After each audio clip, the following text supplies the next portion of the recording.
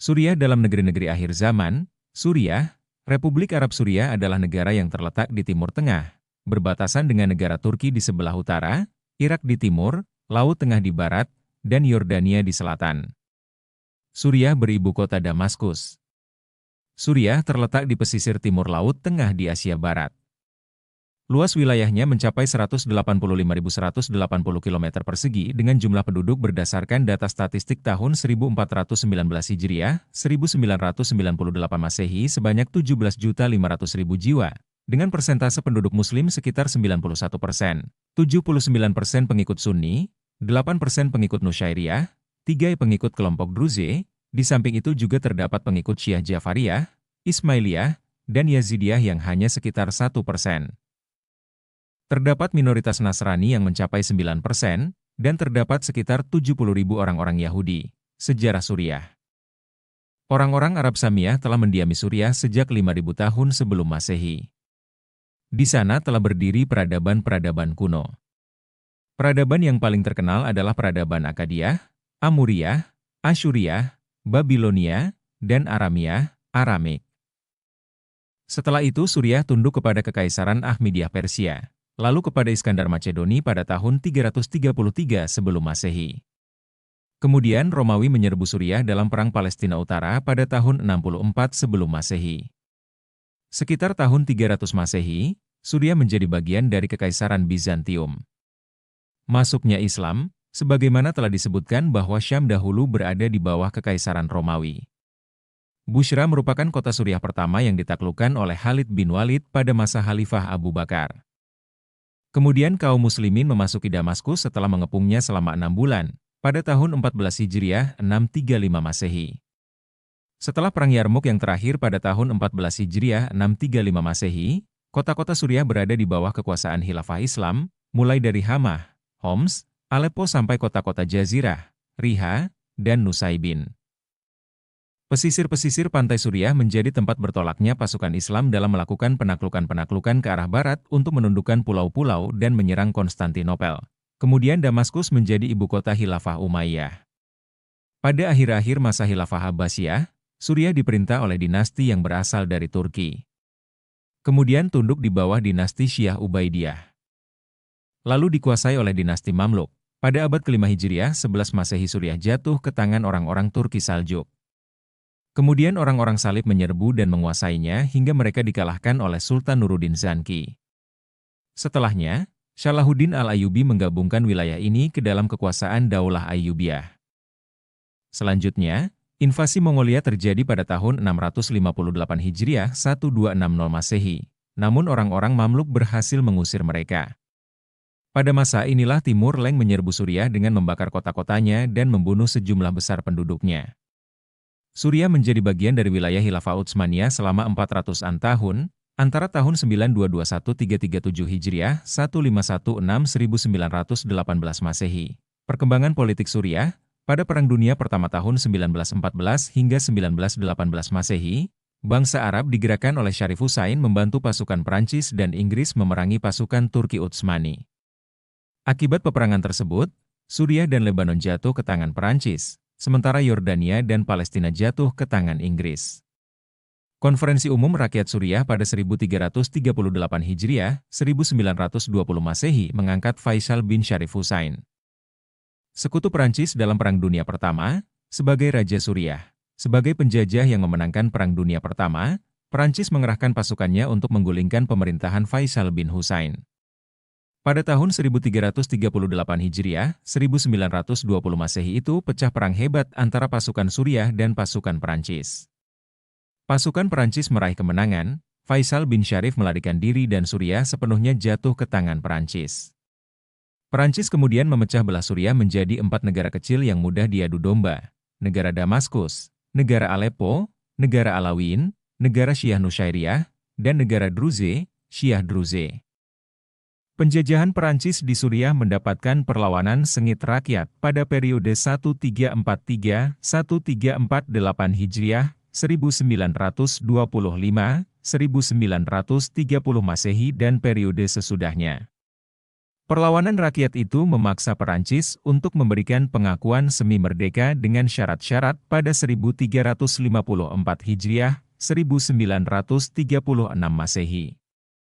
Pada saat meletus Perang Dunia Kedua 1357 Hijriah, 1939 Masehi, Perancis kembali menggunakan kekuatan militernya untuk mencengkeram Suriah. Hal itu menimbulkan persaingan dengan Inggris, sehingga memaksa Perancis untuk mengakui kemerdekaan Suriah pada 1359 Hijriah, 1941 Masehi dengan syarat pasukan Perancis masih bertahan di Suriah. Pada 1361 Hijriah, 1943 Masehi, Shukri Koutli terpilih sebagai Presiden pertama Republik Suriah. Pada 1365 Hijriah, 1946 Masehi, pasukan Perancis ditarik keluar dari Suriah. Namun periode setelah itu, Suriah diwarnai dengan berbagai kudeta militer yang dirancang oleh Kedutaan Besar Amerika di Damaskus. Amerika Serikat dan CIA mendalangi peristiwa kudeta militer di Suriah sejak tahun 1949. Melalui kedubesnya di Damaskus, Amerika Serikat dan Badan Intelijen AS, CIA, telah memimpin upaya kudeta militer pertama kalinya di Suriah pada tahun 1949, sebagaimana dinyatakan dalam sebuah buku The Game of Nations, oleh Miles Copeland. Hal ini menandai awal dari peperangan internasional memperebutkan Timur Tengah antara Amerika Serikat sebagai pendatang baru di kancah pertarungan dunia. Dan Eropa, Perancis dan Inggris, yang berpengaruh di kawasan tersebut namun begitu keluar dari Perang Dunia Kedua dalam kondisi hancur. Amerika Serikat melalui CIA terus-menerus mendukung upaya kudeta militer yang susul-menyusul di Suriah dari tahun 1950-an hingga 1960-an melawan pesaingnya dari negara-negara Eropa. Hal ini membawa ketidakstabilan yang berlangsung selama lebih dari 2 dekade. Suriah pernah bersatu dengan Mesir dan melebur menjadi Republik Persatuan Arab pada tahun 1958 Masehi. Saat itu Mesir dipimpin oleh Presiden Mesir Jamal Abdul Nasir. Namun persatuan itu pecah saat terjadi kudeta militer di Suriah pada 1961 Masehi. Kudeta militer kembali dilakukan oleh Partai Sosialis Ba'ath pada 1383 Hijriah, 1963 Masehi. Partai Sosialis Ba'ath terdiri dari mayoritas orang-orang kafir, Kristen, Syiah Druze, Syiah Ismailiyah dan Syiah Nusyairiyah.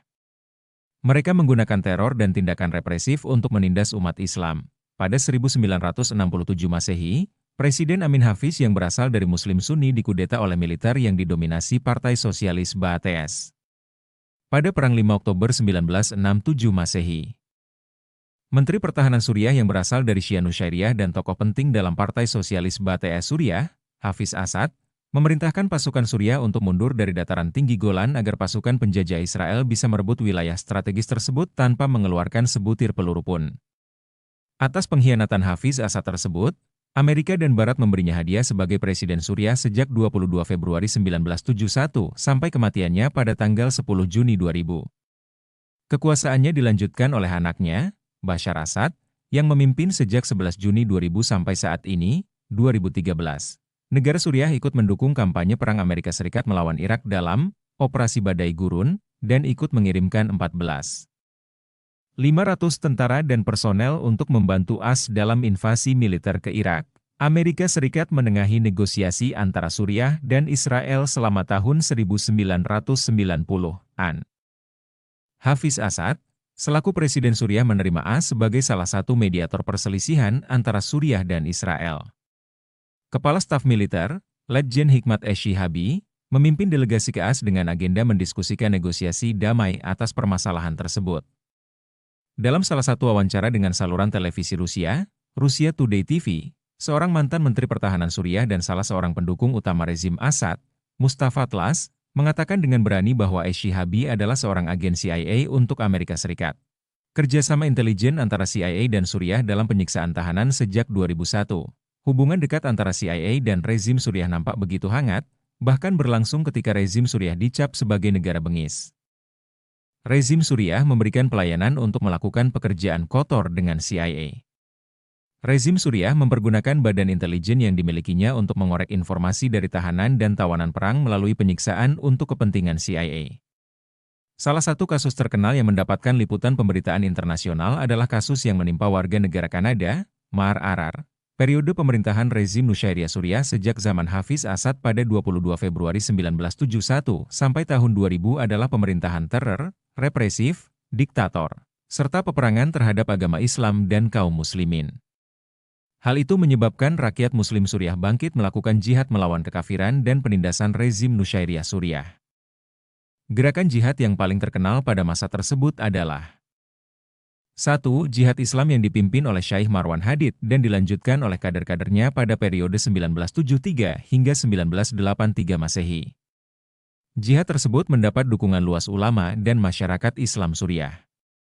Namun rezim Nusairyah mempergunakan segala bentuk kebiadaban untuk menumpas jihad tersebut, termasuk dengan menghancurkan masjid-masjid, membakar mushaf-mushaf Al-Quran dan membantai puluhan ribu warga sipil muslim yang tak berdosa.